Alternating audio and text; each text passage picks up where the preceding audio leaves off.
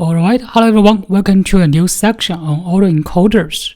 In the previous section, we have provided you with an introduction about deep learning basics, which cover the neurons, for artificial neural nets, as well as this MLP model, right? And then we also discussed how to use this error propagation algorithm to train deep learning models. In this week and the following weeks, we'll move to a specific deep learning models, starting from the autoencoders first. So here's the outline for today's talk. In the very beginning, we will introduce what are the autoencoders and the architecture for the autoencoder model. Then we will discuss the applications of autoencoders in the real world, specific problems. And we also talk about how to use autoencoder as a general architecture for incorporating many other models like CN, RN as a component at the encoder and decoders. After that, we will discuss the organization terms for model sparsity and for model learning, and we'll introduce some variants of autoencoder models for you, and which can address many weaknesses with a vanilla autoencoder. At the end, we'll also talk about another variant of autoencoder model, which is more different from the autoencoder as well as the autoencoder invariants. It's called variation autoencoder, or VAE by short. Different from the previous autoencoder variants and models, then this variation autoencoder is more closely correlated to the statistical models instead. And we will discuss what is a VAE model for you as well, for you to do the comparison with other models. Okay, let's start from the first part. What is autoencoder and its architecture? So what is autoencoder? Autoencoder is a family of neural network models with two main components, so the encoder as well as the decoder. So normally the encoder can encode the inputs into some embeddings. For example, given the input like x as a feature vector inputs, we can compress the input x vector into a low-dimensional embedding representation like a z vector. This is called an encoder. So the high-level idea is to encode or compress inputs with large dimensions into a more compact representation, which is called embedding representation, like Z as shown here. And how about the decoder? Decoder try to reconstruct the inputs x prime from the embedding representation z. In other words, we try to recover the inputs based on what we get from the previous step, like the embeddings. So given the embedding vector z, we try to use the decoder to recover the original inputs.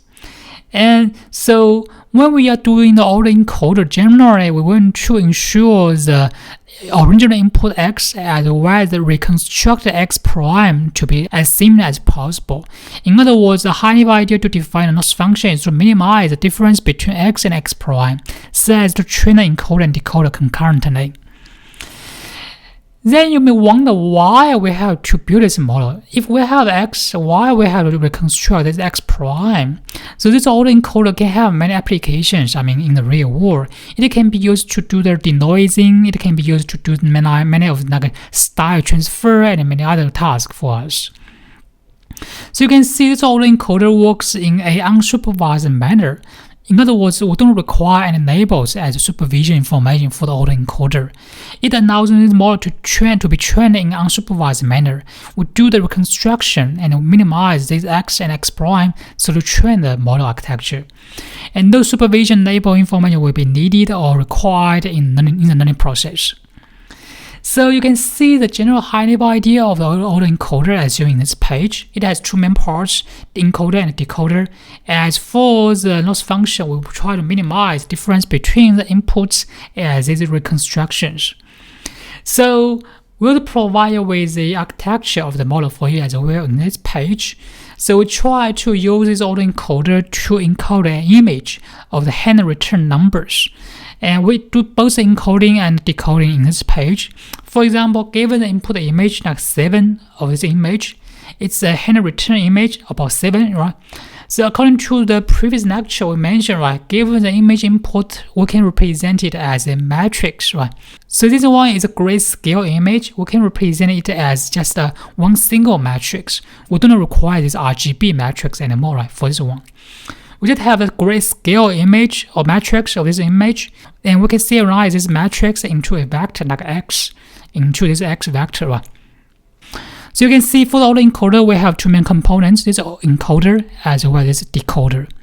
There are different ways to define this encoder and decoder, and here we just generalize to represent them as two mappings.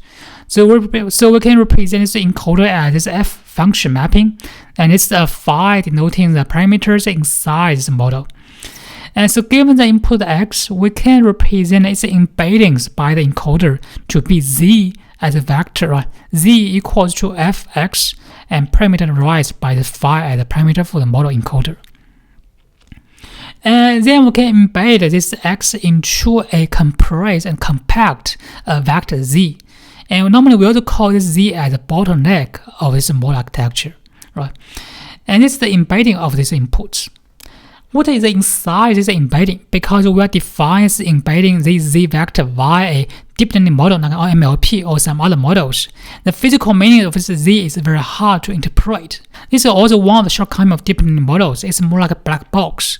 We can get the outputs, however, it's very hard to interpret the physical meanings of this embedding vector or results. And based on the embeddings, we can further recover the input again with a decoder. We can denote this decoder as a mapping as G, parameterized by this theta as these parameters.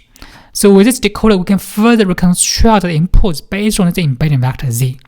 In other words, we try to do the reconstruction, and we can denote this reconstruction as this x prime. It equals to G with Z as input and theta as the parameters. So you can see the process, right? So given the x input, we do the embedding first with the encoder f, right, to get this z vector as embedding results. And given the embedding results, we can do the reconstruction with the decoder again to get this x prime. Then you may wonder what is inside this x prime. And so depending on your task, if there is no specific task or requirements on this x prime or on this z, then we can just ensure, this x and x prime to be as close as possible. In other words, for this autoencoder, for all the data instance input, we can define loss function to be the square error of this input versus reconstruction output. We need to ensure this x prime to be as close as to the x as possible to minimize this loss term, right? And if we have multiple data inputs, then we can minimize the summation of all the instances, right? So if we can train a very good autoencoder model, then we can ensure this input and output to be close as possible, right? And then we can reconstruct another image which is similar to the input, right? And in the optimal case, then we can ensure that x prime to be the same, to be identical to the x, right? These two main images will be the same. Okay, so this is the general idea of the autoencoder, and I hope you can get some feelings about how this model works. You can see inside the model, we don't require an enable information, right?